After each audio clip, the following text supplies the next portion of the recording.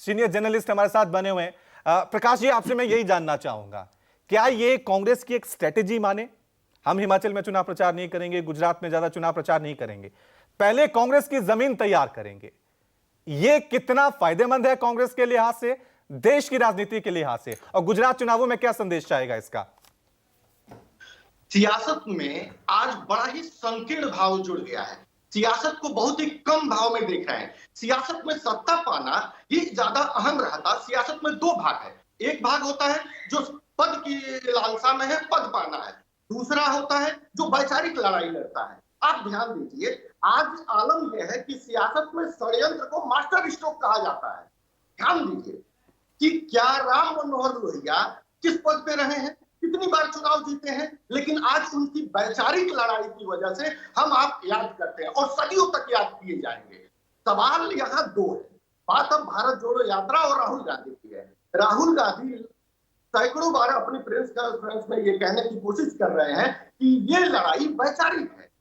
दूसरी बात, अब बात आती है कि कांग्रेस को और राहुल गांधी को इससे फायदा क्या होगा। सबसे बड़ा फायदा राहुल गांधी को यह है, उनकी ब्रांड मजबूत हो रही है। दूसरी बात, राहुल गांधी पे आरोप लगता रहता है 24 घंटे सियासत में इन्वॉल्व नहीं रहते हैं। तो इसमें अब कल तक वो 2000 किलोमीटर की यात्रा चल चुके हैं, यानी राहुल गांधी मेहनती हैं, गंभीर हैं और सर्वसुलभ हैं, ये साबित होते जा रहा है। तीसरी बात क्या हो रही है कि वो स्थानीय मुद्दों से जुड़ रहे हैं, स्थानीय नेताओं के भीतर घात और गुटबाजी को समझ रहे हैं इसके जरिए।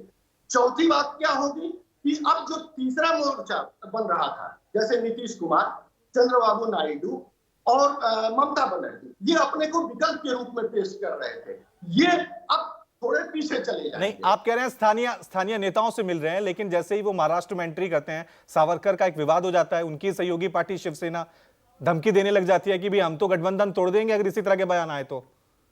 बड़ा ही महत्वपूर्ण बात आपने कही है। इसी आधार पर मैंने कहा कि वो यदि पद की बात होती, उसको मैनेजमेंट की बात होती, तो शायद महाराष्ट्र में ऐसी बात वो नहीं कहते। वहां वो क्लियर है अपनी विचारधारा को लेके, वो अपने वैचारिक अप्रोच को लेके, वो किसी तरह की समझौतावादी स्थिति से में नहीं गुजरना चाहते। इसीलिए वो स्पष्ट संदेश दे दिए कि सत्ता में शामिल रहें, आप मेरे साथ जुड़े या ना जुड़े, लेकिन मेरी ये विचारधारा क्लियर है।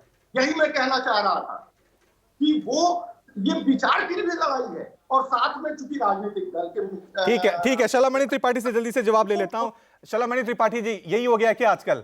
राहुल गांधी यही तो कह रहे हैं कि विचार की जगह आजकल देश की राजनीति में प्रचार हावी हो गया है। विचार की लड़ाई तो कहीं रही नहीं है। जिसके पास ज्यादा धन बल है, जिसके पास ज्यादा ताकत है, वही चुनाव जीत रहा है। इसलिए हम एक अलग रास्ता अख्तियार कर रहे हैं। बीजेपी के पास बड़े ब्रांड हैं, धन बल है, बड़ी बड़ी रैलियां शो करने के लिए, इसलिए मुझे जमीन पे उतरना पड़ रहा है दूसरे वाले रास्ते से।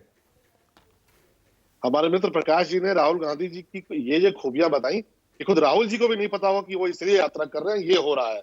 इतनी ज्यादा खूबियां बता दी। और मुझे लगता है कि यही देखिए, यही तरीका है। राहुल गांधी को बार बार रीब्रांड करने की जो कोशिश होती है, बार बार उनको नए तरीके से, नए कलेवर में लाकर ढालने का प्रयास होता है, देश की जनता उनको समझ चुकी है। असली बात, एक बात प्रकाश जी ने कही, उससे मैं सहमत।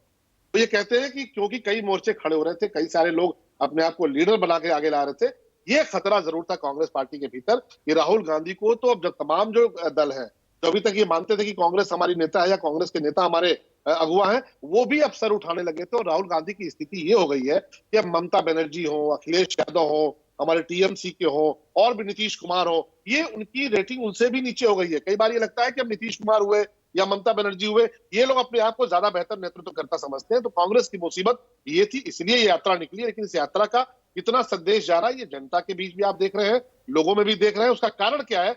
ये हमेशा भारत तोड़ने की बात करते हैं। ठीक है। कौन भारत जोड़ रहा है, कौन भारत तोड़ रहा है, कौन भारत जोड़ रहा है, भारत तोड़ रहा है, ये तो आने वाला वक्त बताएगा। नमस्कार, मैं हूं मानक गुप्ता। अगर आपको हमारा ये वीडियो पसंद आया हो तो इसे लाइक और शेयर जरूर करें।